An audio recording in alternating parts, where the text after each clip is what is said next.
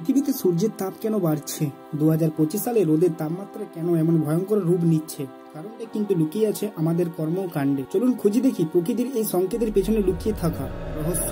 Number 1, green house গ্যাসের animation বা গ্রোফিক্স। তাপমাত্রা বৃদ্ধির পেছনে আছে বেশ কিছু কারণ, যার মধ্যে সবচেয়ে ভয়ঙ্কর গ্রিন হাউস গ্যাসের নিঃসরণ। কয়লা গ্যাস তেল পুড়িয়ে বাতাসে carbon die oxide, methane, nitrous oxide ছাড়ি আমরা প্রতিদিন। এগুলো সূর্যের তাপকে ধরে রাখে, ফলে গরম বাড়তে থাকে। নাম্বার 2, বনভূমি ধ্বংসের দৃশ্য। আর বনভূমি ধ্বংস, আমরা গাছ কেটে ফেলি যা কার্বন শোষণ করে, ফলে বাতাসে বাড়ে বিষাক্ত গ্যাস আর প্রকৃতি হারায় ভারসাম্য। শহরের ব্যস্ততা, কংক্রিট জঙ্গল। শহর মানেই কংক্রিটের রাজত্ব, গরমে জ্বলছে রাস্তাঘাট। শহর রাতে তাপ ছড়ায়, ফলে রাতেও কমে না উষ্ণতা। নাম্বার 4, সূর্যের পরিবর্তন। ইনফোগ্রাফি। সূর্যের নিজস্ব পরিবর্তনও কিছুটা ভূমিকা রাখে, তবে বিজ্ঞানীরা বলেছেন মানব সৃষ্ট গ্রিন হাউস গ্যাসই প্রধান অপরাধী। নাম্বার 5, 2025 সালের পূর্বাভাস। WMO রিপোর্ট থেকে তুলে ধরা তথ্য, 2024 সাল ছিল ইতিহাসের উষ্ণতম বছর। আর 2025-এ কি সেটাও কি ছড়িয়ে যাবে?